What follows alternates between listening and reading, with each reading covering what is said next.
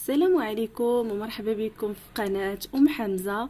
اليوم جبت لكم واحد الوصفة، هي علاج للزكام والنزلات البردية اللي كيكونوا في هذا الوقت هذا. بزاف منا كيتصابوا كيتخنق لهم الانف ديالهم او كيصيبهم السعال، خصوصا هذاك السعال الحاد الناشف اللي كيكون في الليل، خصوصا الواحد ملي كيبغي ينعس كيحس بصدره صافي تزير عليه مزيان. هذاك الله يشافي كل واحد، صعيب بزاف بزاف كيعانيو منه. وانا اليوم جبت لكم ان شاء الله واحد الوصفه فعاله غترحموني عليها، غتهنيكم منه. وصفه بسيطه بزاف بزاف وفي متناول الجميع، وتقدروا تستعملوها في اي وقت. كتستعملوها كما تقدروا تستعملوها للكبار في السن، كما تقدروا تستعملوها للصغار. نبداو بالوصفه باش ما نطولش عليكم. مهم انا هاد الفيديو درتو للافاده باش الناس يستافدوا وباش ترحموني عليها. المهم الى عجبتكم الوصفات تشاركوها مع الاهل والاصدقاء باش تعم الفائده، تشاركوها في المواقع التواصل. والوصفه كنستعملوها يومين متابعين او 3 ايام. نبداو ان شاء الله. نحتاجو عندي واحد فص ديال الثوم، ضريس ديال الثوم. تقدروا تستعملوا 2 صغار الا ما عندكمش ثوم كبير، كما تقدروا تستعملوا 3 صغيورين. ولكن بالنسبه للناس اللي كيعانيوا من الطونسيو او الضغط الدموي كيكون نازل، ما ننصحكمش بهذه الوصفه، لان الثوم كما كتعرفوا كينزل الضغط. المهم هاد الثومه كما كتشوفوا راها بقشره ديالها. وغنحتاج واحد كاس ديال الماء صغير مع مرش، وكنحتاج واحد الكاسرونه او وعاء فاش غنديروا هاد الوصفه هذه. بسم الله. غناخد كاسرونه وغندير فيها هذاك الكاس ديال الماء، وغنديرها فوق النار او فوق العافيه.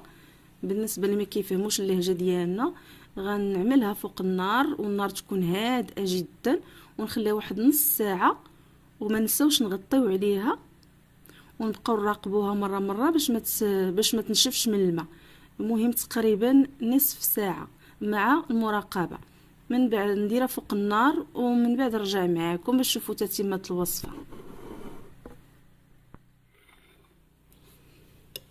ها هي هذه الثومه بعد ما خليت هذيك نص ساعه، ولكن مره كنشوف واش باقي فيها الماء. دابا غنحيد لها هذيك القشره. هانتوما كتشوفوا كتزول بسهوله.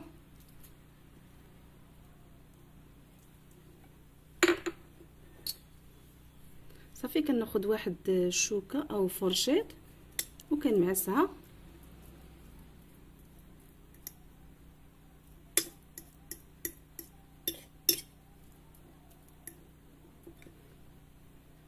هانتوما